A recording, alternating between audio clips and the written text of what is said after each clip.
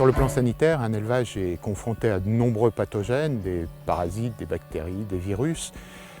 Ces agents pathogènes sont parfois absents d'un élevage et à ce moment-là, c'est leur introduction à l'occasion d'introduction de bovins qui vont être responsables de la maladie dans l'élevage. La biosécurité, c'est l'ensemble des mesures destinées à protéger une population animale, l'environnement, éventuellement l'homme, d'introduction d'agents infectieux transmissibles. Le GDS en la matière intervient pour conseiller, expliquer, sensibiliser les éleveurs aux différents facteurs de risque.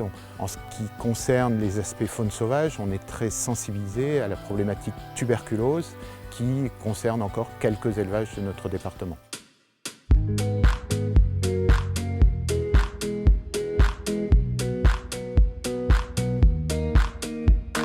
Dans le cas de la tuberculose bovine, il faut savoir que c'est une maladie qui est multi-hôte.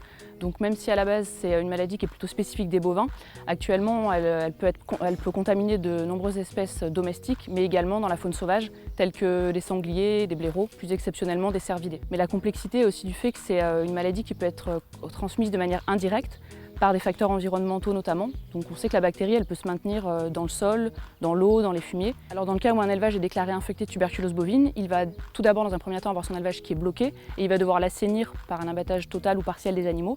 Et à cela sont associées des mesures de prévention de vide sanitaire et de désinfection, donc ce qui va entraîner des contraintes lourdes pour l'éleveur. Alors une fois que le laboratoire nous indique qu'un animal a été retrouvé infecté, nous, dans le cas par exemple du blaireau, on retourne sur le terrain pour géolocaliser précisément l'endroit où l'animal a été découvert et pour pouvoir diffuser l'information à nos partenaires pour renforcer la surveillance de la faune sauvage sur cette zone-là. Et ces informations sont également transmises toujours à notre réseau de surveillance de la faune sauvage pour qu'on renforce la surveillance autour des élevages foyers ou des élevages qui en ont besoin. Et actuellement, on fait notamment des journées de sensibilisation d'éleveurs sur ces différentes thématiques biosécurité, donc notamment la gestion des points d'eau d'abreuvement au pâturage, la gestion des fumiers, pour que ces éleveurs puissent mieux gérer ces facteurs de risque pour réduire le risque de tuberculose, mais aussi le risque vis-à-vis d'autres pathogènes.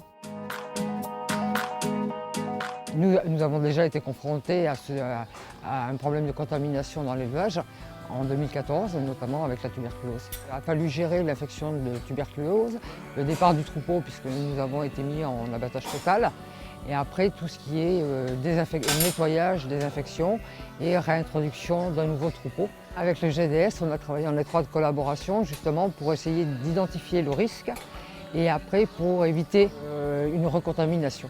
Nous avons suspendu les pierres alléchées pour le troupeau, on les a mis en hauteur pour plus que les blaireaux risquent d'y venir, et nous avons notamment supprimé 7 hectares de pâture puisqu'il avait été identifié dessus des terriers de blaireaux et avec un abreuvement qui pouvait être commun avec le cheptel. Que le GDS nous ait appuyé ou accompagné dans cette démarche, c'est absolument primordial au niveau sanitaire, technique et je dirais même humain.